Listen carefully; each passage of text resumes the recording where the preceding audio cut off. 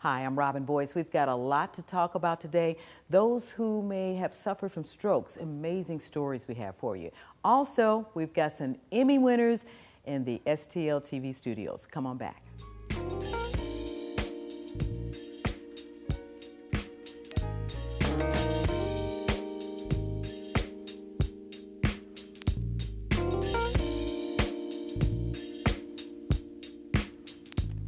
Thank you for joining us here at City Corner. Again, hi, I'm Robin Boyce, and in the studios with me for this first segment is Miss Lorraine Hall, who is a stroke survivor. When I was putting this together, victim kept coming up in my head, and I said, no, this lady's a survivor. And also with me is Miss Tracy Lee Lambert, who's Director of Admissions and Marketing for the St. Louis Rehabilitation Institute here in St. Louis. Thank you so much for coming in and talking with us about stroke. It's the holiday season.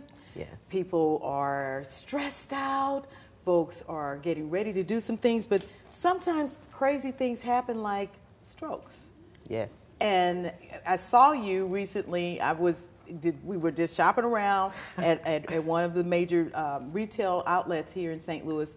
And I said, God, girlfriend, looking really good, you know. We started talking, and you told me, yeah, girl, I recovered from this stroke. I'm like, what? Yes. A stroke? Tell us, stroke. Did you know that you had a stroke when it happened to you? Well, my daughter helped me, but before I tell you that, let me tell you, in 2 days, I'll be celebrating my 2-year anniversary. My stroke was actually December 15th of 2015, and God has blessed me so much to recover to where I am today. He has, most yes, definitely. He has. Well, it actually started, my daughter was home in her apartment recovering from surgery. Okay.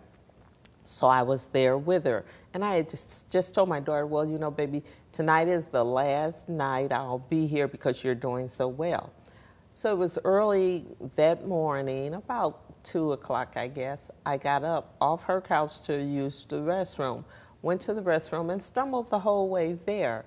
After using the restroom, I came out. I was sleeping on her couch, and I tried to walk back to the couch, and I fell to the floor. And I'm thinking, oh my God, you are really exhausted. So I put my foot up under me, my right foot, trying to stand, and I couldn't stand. And I'm thinking, oh gosh, are you that tired? Okay. I continued to try and get up, and I couldn't get up, but didn't feel bad at all. I realized I couldn't get up, so I called to my daughter. She came out of her bedroom. Sure. And my daughter is a police officer. Okay. So, you know, as part of her training, they're trained to, you know, assess.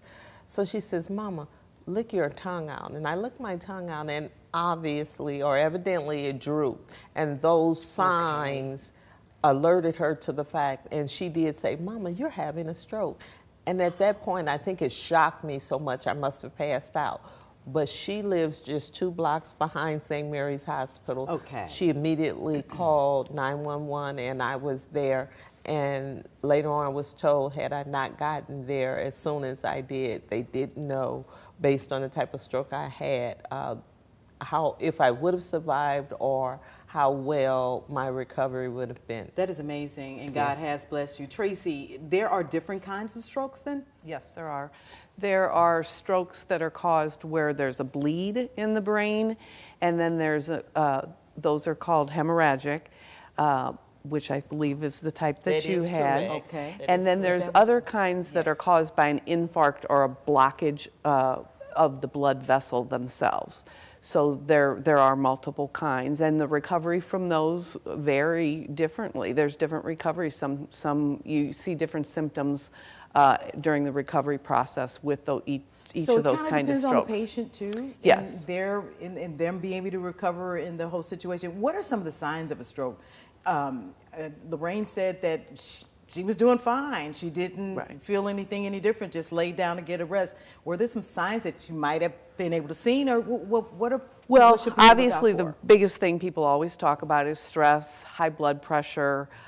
If you're overweight, you know, you're more prone to it. Cigarette smoking, because of what it does to your blood vessels, can cause, you know, you to be more prone to get to have a stroke. But hypertension, diabetes is one condition that can also cause you to be at a higher risk. But as far as signs and symptoms, kind of what she described, sudden onset of weakness, facial droop oftentimes, or problems swallowing a little bit. She mentioned that her daughter asked her to stick out her tongue. You can see if it, if there's a problem there. Those are all signs and symptoms. And to her point, it's very important to try to get to the hospital as soon as you can, because with certain types of strokes, there's some medicine that can be given, but there's a time frame. There's an hour window.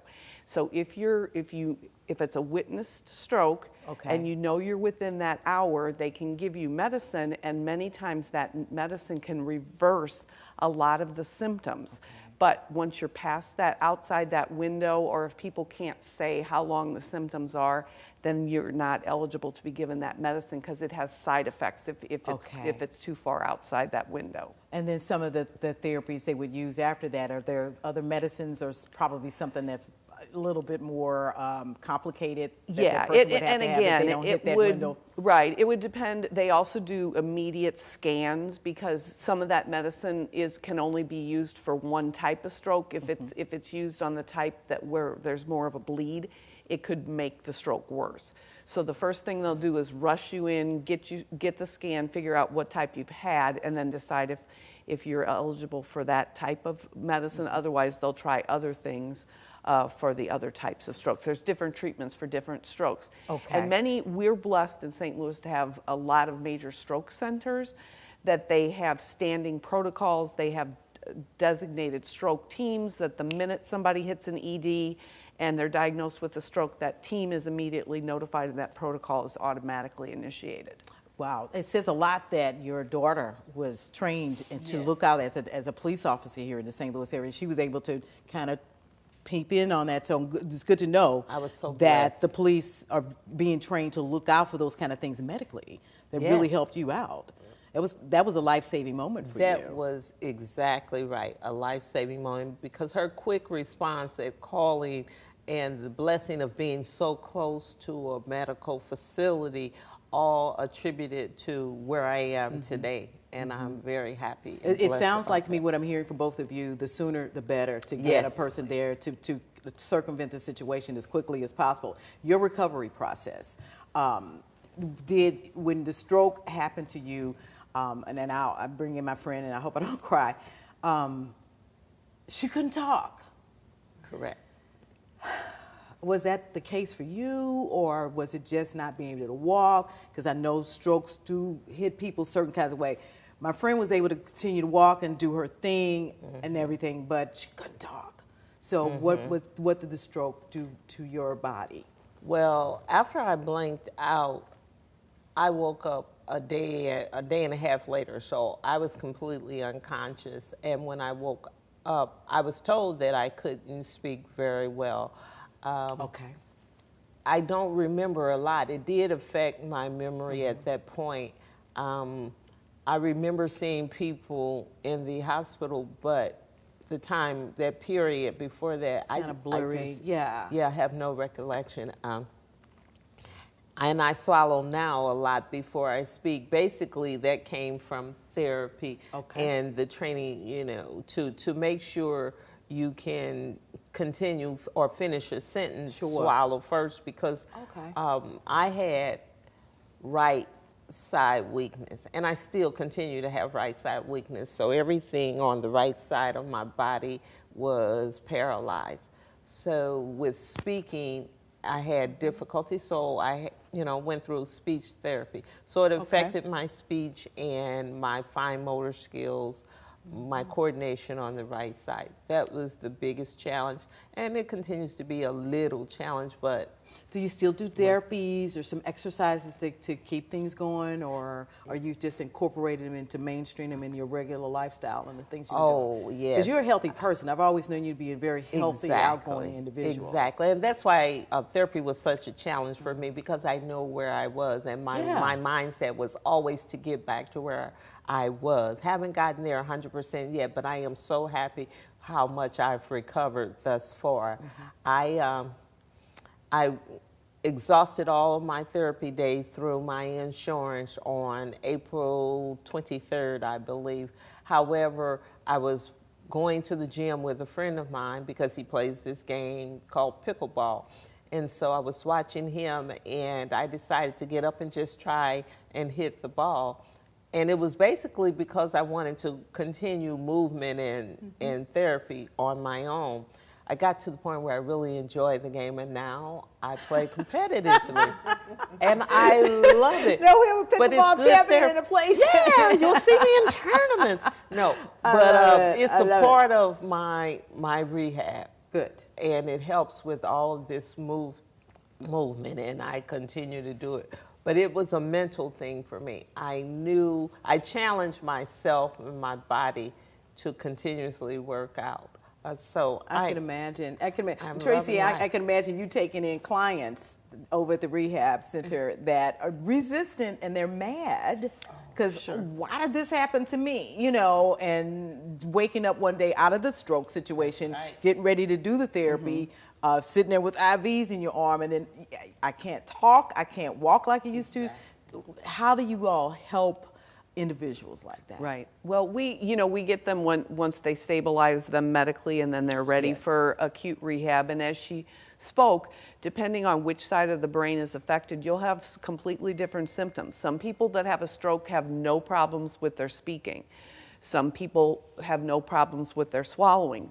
It depends on what area of the brain is affected, balance, judgment, cognition. You talked about your friend that couldn't speak. That's aphasia. That's controlled by that area of the brain that controls the ability to speak. So those are all things. So when people come to us, usually they're overwhelmed, they're scared, they're desperately hoping for someone to come in and tell them, you'll be able to get 100%. And what we do is we just talk about, let's start where you are, and we're going to take it day by day. I mean, it's one of the blessings of working in rehab. This is about my 40th year in rehab. Wow, thank you. That is really I did great. acute Thank for a you for your long service. time. Oh, that's all right. But rehab is such a wonderful thing. You see people come in that are really low level and they walk out. It can. That's got to be rewarding it's as amazing. a clinician to see that happen. I'm sorry, we're running out of time. That's Now, all really, right. we've got to have you back. Both back to talk more about that because it's so important because people are going through these days. So I really appreciate it. And the one thing with reference to the speaking, one of the things that I would hit my friend with constantly because she was the most articulate individual you could ever meet. And she talked a lot, like me. And once I kept talking to her, I said supercalifragilisticexpialidocious. As soon as she got it, we were rolling again. Thank you so much for coming in and talking with me about this. I appreciate you all so much. We will be right back with some really good information. We've got an Emmy winner in the studio. Come on back.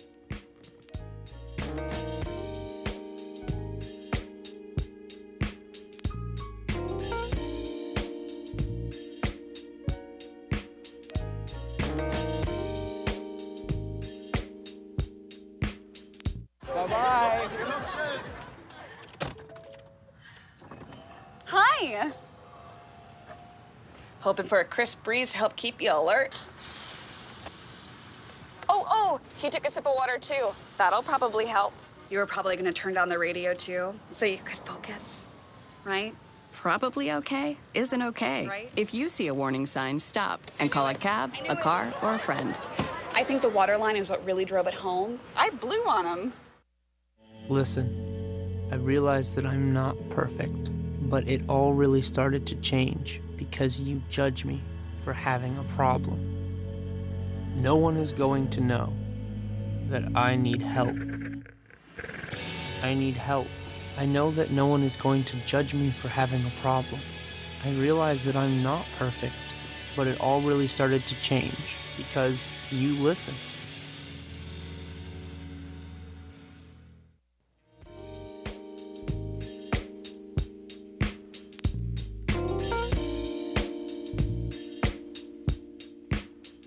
Hi, I'm Robin Boyce, and welcome back to City Corner. And we've got some really good information to give you here in a little bit. But first, I want you to check this out.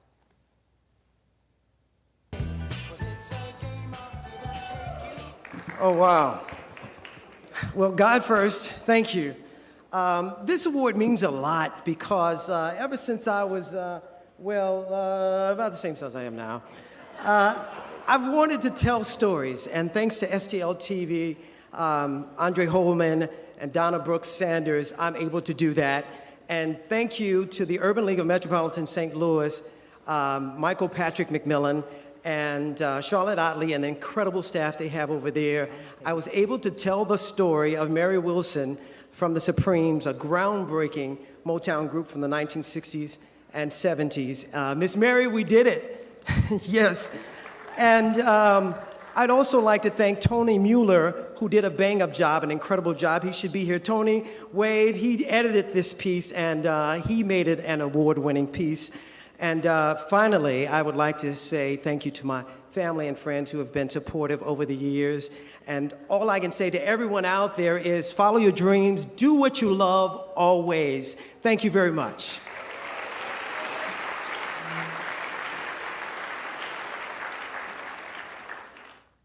Tim, congratulations to you.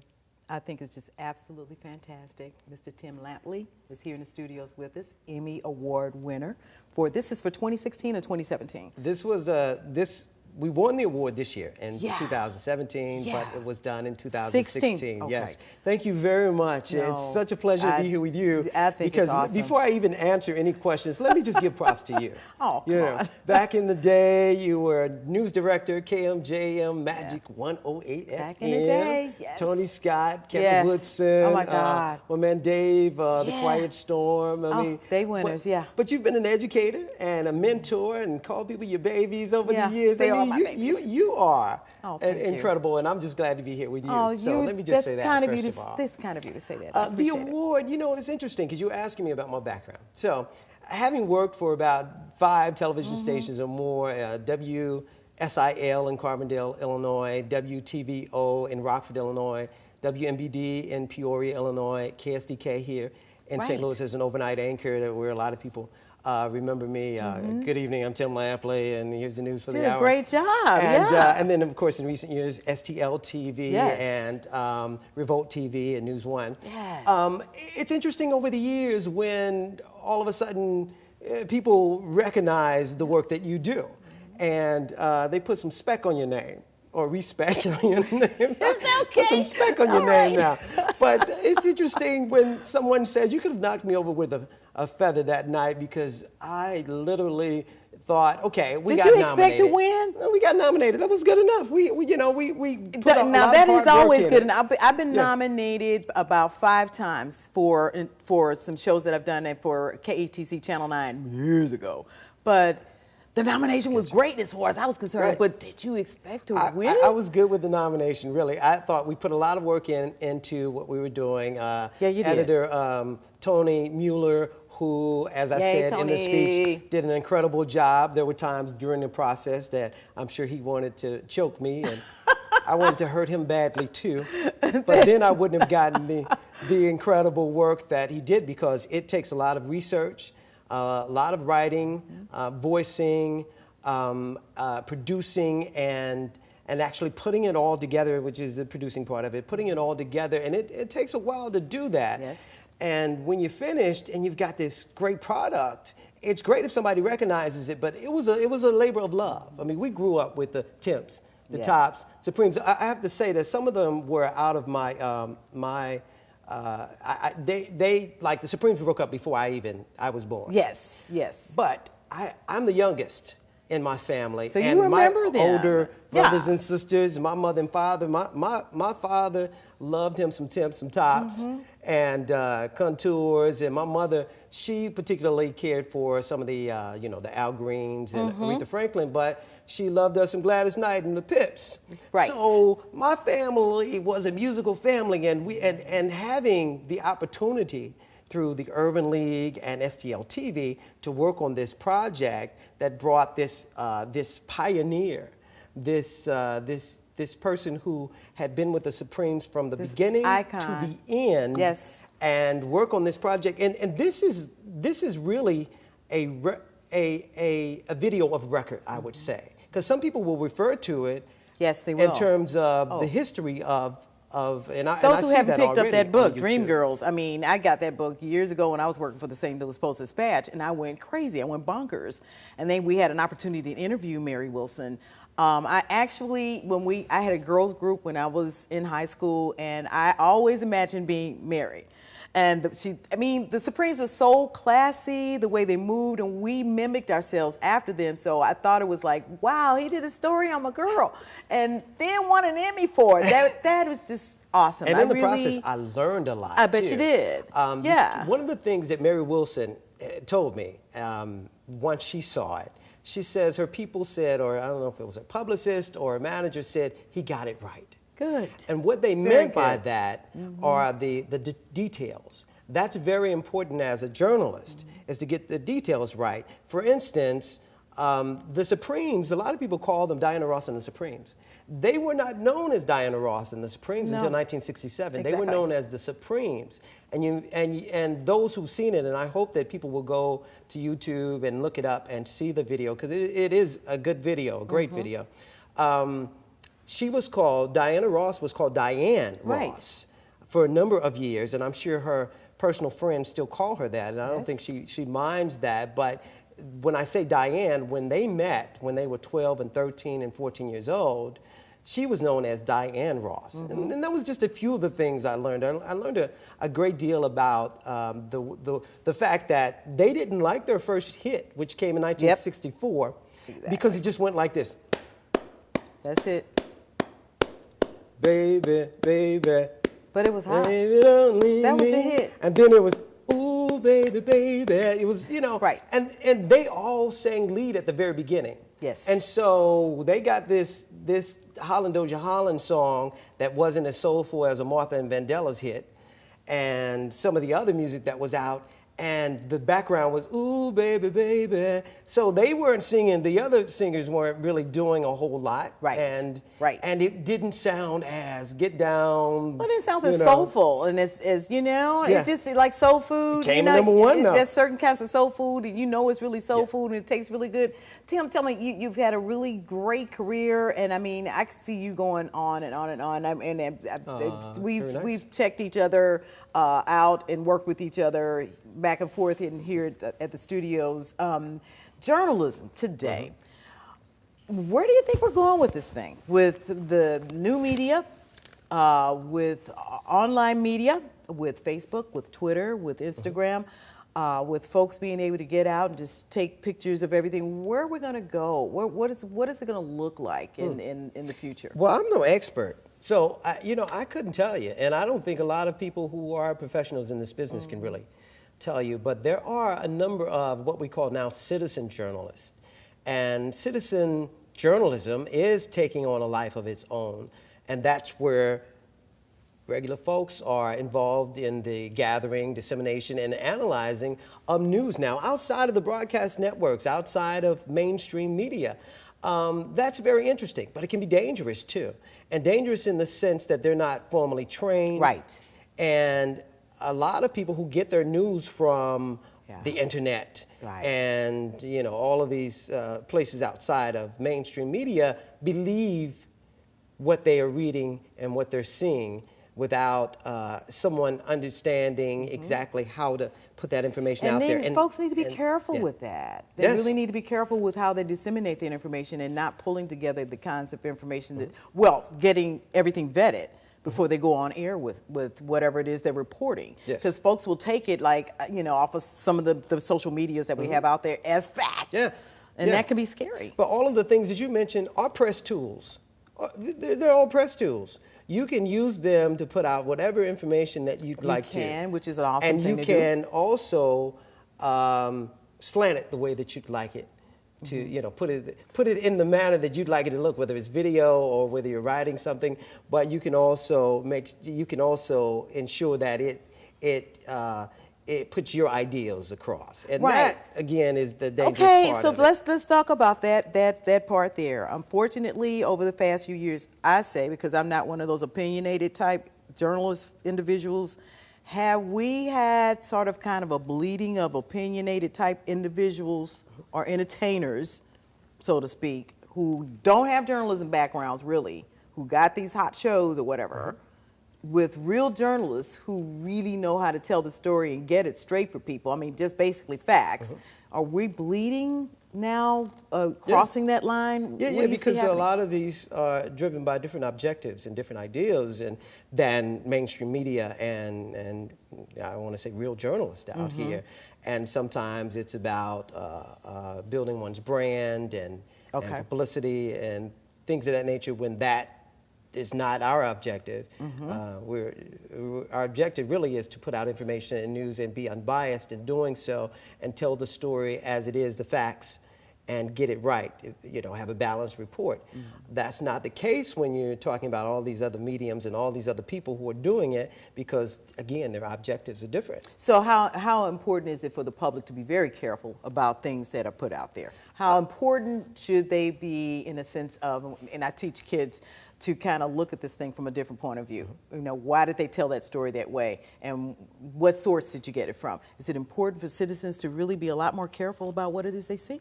Well, you know what? Here's the thing. I don't think citizens care. And I don't think that's going to change. Okay. I think people will put out what they want to. They've got all of these press tools and and these mediums, so they're going to put out what they want to. What's important is that the people who are viewing it, people who are paying attention to those, understand the difference between the New York Times and someone who's created their own blog and is expressing their what they believe is the case in something like let's say a murder. Understand where all of the information is coming from. Just understand where the information is coming from. I mean, what do you think about all of this? What do you think about the fact that we have more people out here using these tools to put information out here in the public? I really think that it's, I just see you switch the tables there. You do it all the time. I'm sorry. I think, no, that's okay. You're great. I think it's really very, very dangerous right now, frankly, that people are able to do whatever they want to do without vetting information. And that our public really needs to be careful about what it is they see, how they see it, and talk about it. Ask questions. Many times pastors will say, don't believe me when I'm talking about the scripture, go to the Bible. And I say that to people as well when they read stories, when they pick up things off of some of the different social media outlets out here. Be careful about what it is you're doing out here. And as journalism students come out of J schools and continue to move into the business, be careful about how you cover that story and how you vet it as well. And watch those things that are happening there so you can be careful about it. So that's the way I feel. I mean, it's all about being holistic and being very careful and being very honest and balanced about it. Yeah, and having discussions about Having it. great discussion. Where people can and really I got to look at have you it back. Oh my God. We got to have We're you back. done? We're done, unfortunately. Make sure people go and check it out on YouTube. Yes. And also they can look me up at TLamp30 in terms of Twitter. But got it. definitely check those videos out. And my new Brian McKnight interview. Thank you so much for coming into the studio with me, Tim. And I would like to say have a happy holiday and happy new year to everybody out there who really tunes in to City Corner. I'm Robin Boyce. Have a good one.